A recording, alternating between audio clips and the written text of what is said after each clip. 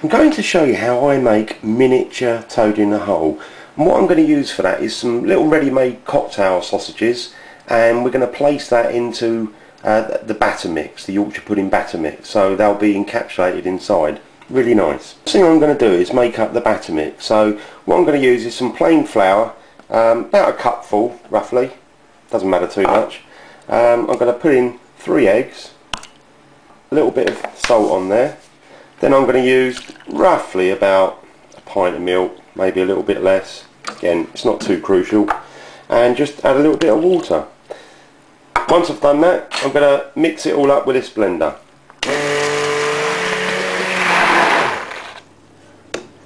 I've been mixing mine for a good couple of minutes. Try and get all the lumps out and get as many bubbles you can in there. So I'll give it a whisk just before we put it into the hot oil in a little bit. I put the Yorkshire pudding batter mix to one side. Now what I'm going to do is just put a little bit of oil in all 12 of these. I'm using sunflower oil, but you can use, you know, some other oil. Sunflower oil's got a nice high temperature, because what we're now going to do is to pop this in the top of the oven to get really smoking hot, and I'm going to put it at maximum temperature. So get it really hot, leave it in there for a good 5 or maybe, you know, a bit longer minutes. Taking the Yorkshire pudding tray out of the oven, got a little tray underneath in case there's any oil that spills, so just going to pop that in there. I won't fill them quite right to the top because we've got to pop the sausages in there in a minute, so just go round as quick as I can with these, get them all done.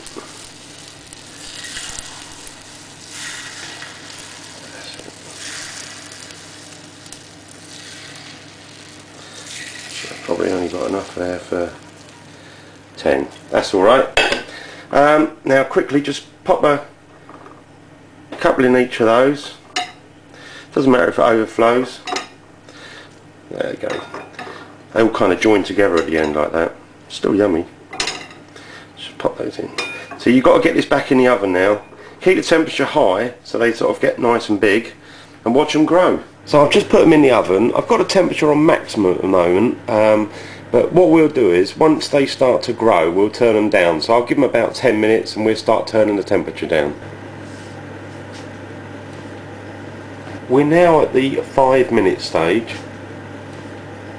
Okay, we're now at the 10-minute stage. For the next 10 minutes just bring the temperature down to around about 220 degrees. Don't let them burn, but equally you want to keep them so they, you know, they're still growing. We're at the 20-minute stage now, so what I'm going to do is just start to reduce the heat down a little bit, probably to about 160 for the last 10 minutes. But again, you know, keep an eye on them, make sure they don't burn. Okay, we're at the 30-minute stage now, so I'm going to pull them out. Now, if when you're cooking these, if you're cooking them as part of your roast dinner and you just want to keep one temperature, you're looking at about 180 degrees centigrade to 200. You can just pop them in for half an hour and do it that way. You mustn't open the door to the oven when you're cooking these, otherwise they'll start to flop down. So try and keep it shut for the whole 30 minutes. Going to pull them out now. Just taking them out, and I'm going to just pop them onto a plate there. Just going to grab one there and pull it apart, show you what's inside. See, you've got the sausages there trapped inside, which is great, you know, because people won't be expecting it, but I think you find it's nice. It's not all soggy in the middle. It's quite nice in there.